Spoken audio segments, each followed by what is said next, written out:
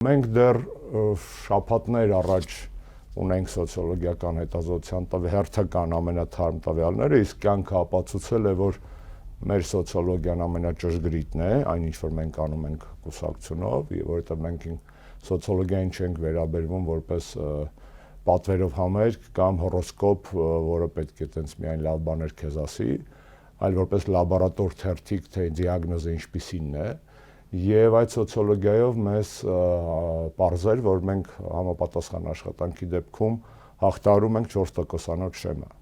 Այսինքն, եթե անդիմադիր դաշինքներին 8% է պետք հաղթահարել, այլ ուժերին այդքան բաղձալի 4%-ին հասնելու համար ջանքեր են պետք գործադրել, մենք փոքր ջանքերով այդ շեմը կարող ենք հաղթահարել։ Այսինքն, այդ տենց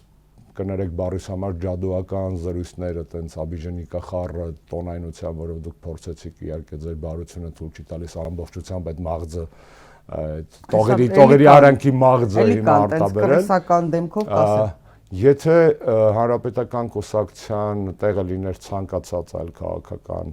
միավոր, ապա վստահաբար նման ալտրուիստական հանուն ընդհանուր հաղթանակի քայլի չէր գնա եւ այո նախագահ ասաց դա ուղիղ տեքստով գրեթե որ մենք ուզում ենք ծառայել օրինակ կուսակցությանս հետ, բայց ազգիս համար գործելավոճի, որովհետեւ մեր խնդիրը մանդատները չեն, մեր խնդիրը իշխանափոխությունն է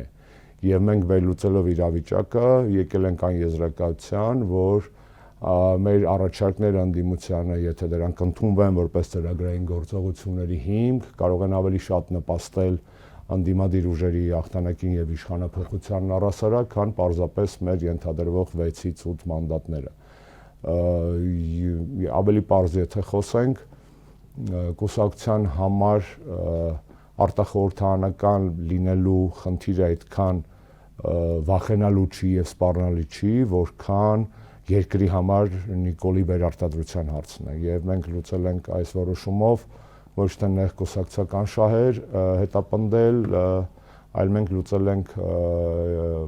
համենայն դեպս տալիս ենք ընդդիմադիր դաշտին հստակ ալգորիթմային մատրիցա, թե ինչով կարող ենք օգտակար լինել ընդհանուր հաղթանակի կոփման գործում։